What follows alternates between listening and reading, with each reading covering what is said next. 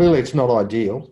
We've been able to, so live viewing has been non-existent for us basically, other than a couple of runs to the country area when that was open months ago. So we saw a couple of players. But we're very confident. Brady came up with a good call. I mean, because we trade future picks, we trade a year in advance. So if you do that as a base to your business, you've got to scout futures. So we know them as a 17-year-old. But we have, between us, we've watched just hours and hours and hours of vision, whole of games, edited stuff, very professional what we've got available to us and vehicles to watch stuff and the data that we get. And it's right. We'd just like to see them in the flesh if we could in the next before the draft, which we will. And there's vision from combines and stuff like that. So we've done a mountain of work. We've watched so much. We're very confident. We like the draft pool. We love where our picks have settled, as in, and that's not over yet because you can trade picks right up to the draft. But we're really well placed, and all I can say is the absolute work's been done, and we'll be organised. The data is one piece of the big jigsaw puzzle.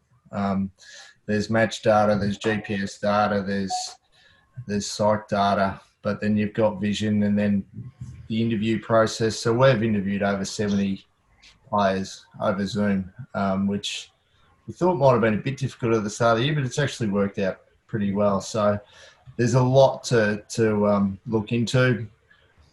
The thing with our list management team, it's a really unique skill set across the team. Obviously, I've got the data background. Scotty's got the 30 years of experience. Brady's been a list manager before, and Finn's got his 10 years of experience. So all that gets thrown into the melting pot, and that's how you come up with the decisions. But, yeah, the data's there. We clearly look at it from under 16s and the 17-year-old players as well. So it's all part of it. I think at the start of the year, we really identified speed, particularly through the midfield and the front half, and we've addressed that with two players in the trade period. The back half was also, we needed to look forward in terms of, 2, 3, 4 years' time with the back line, with a few, because we had a lot of those 28 pluses in that area. We've addressed 2 of those, so we've brought in Call, as I explained before, and Lockie Young. So I think we feel like the list builds a lot more balanced than what it was 12 months ago.